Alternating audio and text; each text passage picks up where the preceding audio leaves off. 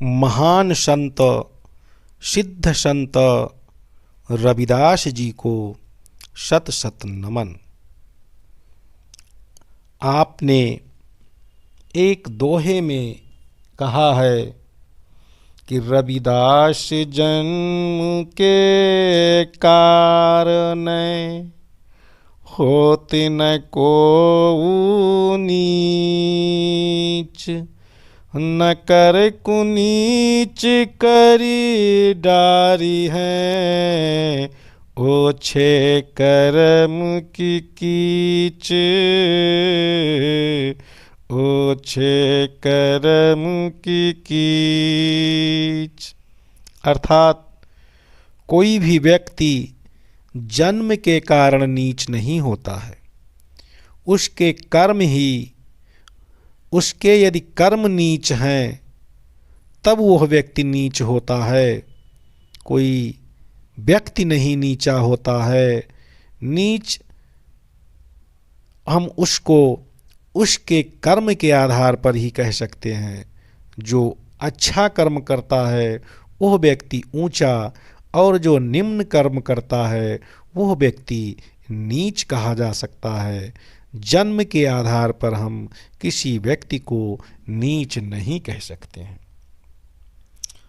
पुनः एक अन्य दोहे में संत प्रवर कहते हैं कि हरि साहीरा छाड़ी कै, करें आने की आश, ते नर जमपुर जाहि गे, संतु भाषे रविदास प्रभु जी, संत भावें भाषे रविदास।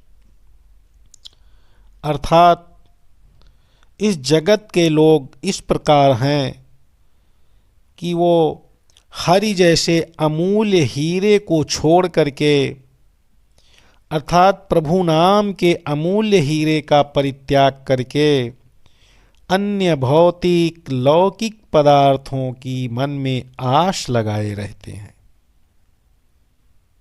ऐसे व्यक्तियों का स्वर्ग में वास, नरक में वास होगा। उन्हें स्वर्ग की प्राप्ति ही नहीं हो सकती है।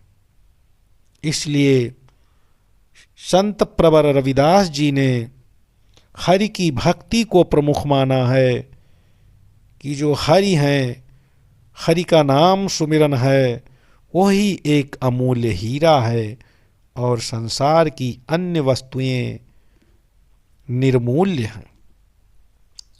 पुनः एक अन्य दोहों में ऋषि संत श्रेष्ठ ने जगत को शिक्षा देते हुए बताया है कि मन ही पूजा मन ही धूप, मन ही सेव सहज स्वरूप।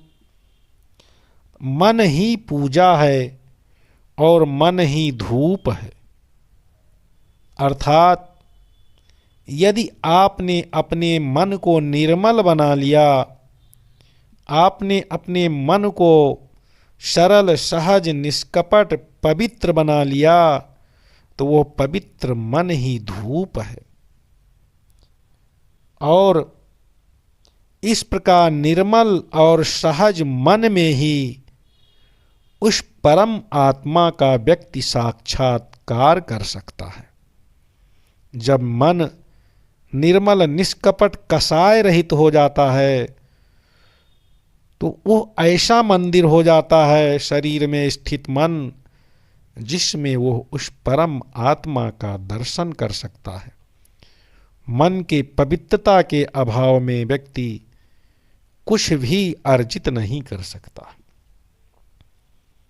एक अन्य दोहे में संत प्रवर ने कहा है, संत श्रेष्ठ पूज्य संत ने कहा है कि जाति जाति में जाति है, जो के तन के पात, रविदास मनुष्य ना जुड़ सके, जब तक जाति न जात हरि जी, जब तक जाति न जात। संत रविदास जी कह रहे हैं कि इस समाज में, इस जगत में जाति का बंधन इतना जटिल हो गया है कि पहले तो जाति होती है और फिर उस जाति में भी एक जाति होती है, अर्थात जाति में भी उपजाति होती है। जैसे केले के जो तना होता है, उसके छिलके को जब छीलिए तो एक छिलके को हटाइए तो दूसरा, दूसरे को हटाइए तो तीसरा, तीसरे को हटाइए तो चौथा, ऐसे छिलके के नीचे छिलका निकलता रहता है। वही स्थिति हमारे समाज में जातियों की है। जाति में भी जाति पाई जाती है और इस मनुष्य के समाज को तभी जोड़ा जा सकता है जब तक कि यह जातियां समाप्त नहीं होंगी।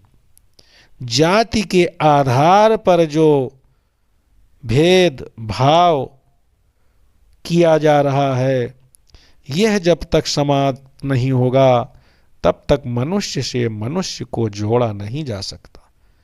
हम सब लोगों को पूज्य संत श्री रविदास जी के शिक्षाओं को अपने जीवन में अपनाना चाहिए और आडंबरों से, छुआछूत भेदभाव से दूर रहना चाहिए। पुनः संत श्रेष्ठ को शत शत नमन, वंदन एवं प्रणाम।